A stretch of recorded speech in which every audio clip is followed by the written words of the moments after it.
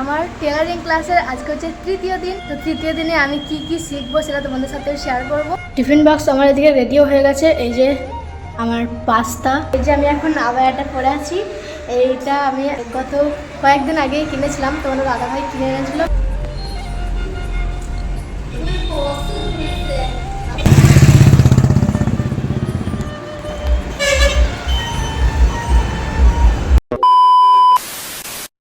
হে guys, good morning everyone, আসসালামু আলাইকুম। তো আজকে সকাল থেকে আবারও একটা ব্লগ স্টার্ট করে দিয়েছি। আর আজকের ভিডিওটা কী টপিক সেটা তো তোমরা থাম্বনেল আর ক্যাপশন থেকে বুঝে গেছো। হ্যাঁ, আজকে হচ্ছে ডে 3, মানে আমার টেলারিং ক্লাসের আজকে হচ্ছে তৃতীয় দিন। তো তৃতীয় দিনে আমি কি শিখবো সেটা তোমাদের সাথে শেয়ার করব।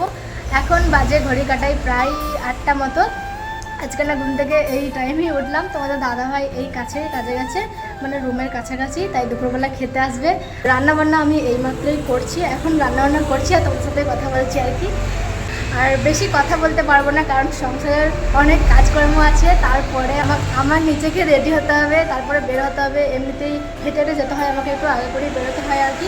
তো চলো, বেশি কথা বলছি না, এখন আমি ফ্রেশ হই।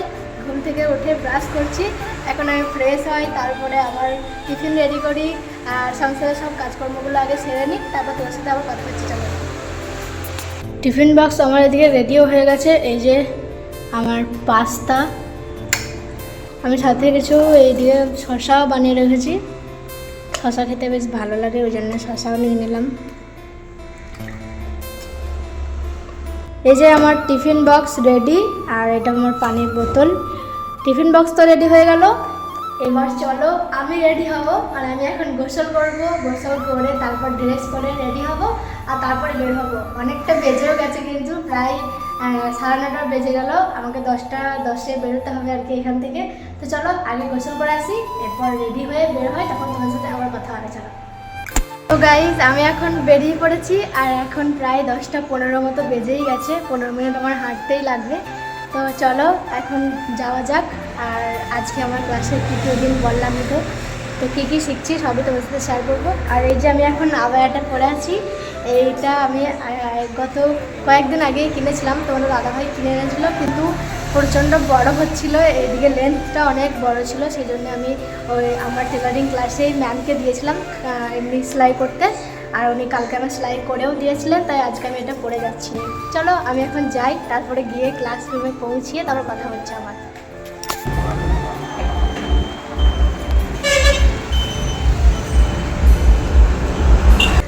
তো ক্লাসরুমে পৌঁছাতে আমি আগের দিনে যে ইউ ডিজাইনের গলার ডিজাইনটা করেছিলাম সেটারই কাজ একটু বাকি ছিল, তাই ম্যামকে দেখাচ্ছিলাম।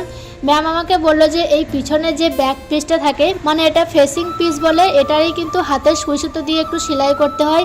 আর সেলাইটা কিভাবে করতে হয় সেটাই এখানে ম্যাম আমাকে দেখিয়ে দিচ্ছিলেন। তো ম্যামের দেখানো মতো আমি কিন্তু সেলাইটা পুরোটা কমপ্লিট করে নিয়েছিলাম। এরপর ম্যাম আমাকে বললো যে এই ড্রেসের চারি সাইডেও কিন্তু ফোল্ড করে সেলাই করতে হয়, তাই ফোল্ড করে আমি পুরোটা সেলাইও করে নিয়েছি। এদিকে আমি সেলাই করছিলাম, আর ওইদিকে ম্যাম আমার খাতাটা নিয়ে যেগুলো আমি শিখেছি প্রথম থেকে সেগুলোই ম্যাম এখানে লিখে দিয়েছিল, প্লাস ছবি সহ এঁকেও দিয়েছিলেন।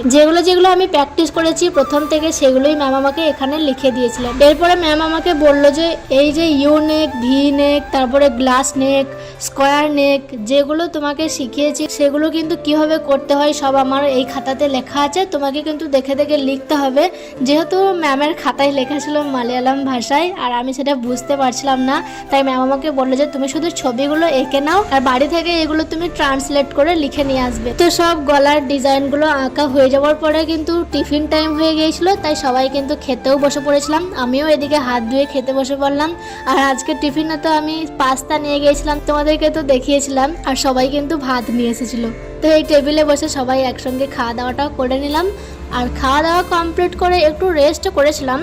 আর রেস্ট কমপ্লিট করে একটুখানি আমি বসেছিলাম 5 মিনিট মতো, কিন্তু সবাই বসে না কো। যার একটু কাজের তাড়া থাকে সে তাড়াতাড়ি খাওয়া দাওয়া করে আবারও কাজে লেগে পড়ে, কিন্তু আমার যেহেতু প্রথম ক্লাস, তাই আমি একটু রেস্টই করছিলাম, বসেছিলাম। আর তারপরে ম্যাম এসে বললো যে তোমার তো ইউ ডিজাইনটা কমপ্লিট হয়ে গেছে, তাই আজকে তোমাকে স্কোয়ার নেকটাও আবার শিখিয়ে দেবো। মানে চৌকো আকারে যে নেকটা হয় সেই ডিজাইনটাই ম্যাম আমাকে এখানে কাটিং করে দিয়েছিলেন। তাই সেটাই আমি বসে বসে এখন সেলাই করছিলাম। ইউনেক আর এই স্কয়ার নেক দুটোই কিন্তু খুবই সোজা, আমার বেশ সোজাই লাগলো। কাটিংটা ম্যাম আমাকে দেখিয়ে দিয়েছিল কিভাবে কাটিং করতে হয়। তো ম্যাম শুধু মাপটা আমাকে করে দিয়েছিলেন আর আমি নিজেই কাটিং করে আমি নিজেই সেলাই করেছিলাম। ফাইনাল লুকটা কিন্তু ভালোই হয়েছিল, দেখো তোমাদের সাথেও শেয়ার করে দিলাম। কেমন লাগছে অবশ্যই কমেন্টে তোমরা জানিও। আজকে আমি এই রাউন্ড শেপ নেক মানে ইউ ডিজাইনের নেকটাই শিখলাম আর সাথে এই স্কয়ার নেকটাও শিখে গেলাম। এই দুটোই আজকে ম্যাম আমাকে শিখিয়েছিলেন, বেশ ভালোই আমিও করেছি, তোমাদেরকে দেখিয়ে দিলাম। দেখো তোমরা কমেন্টে জানিও কি আমার এই কাজগুলো কেমন হয়েছে।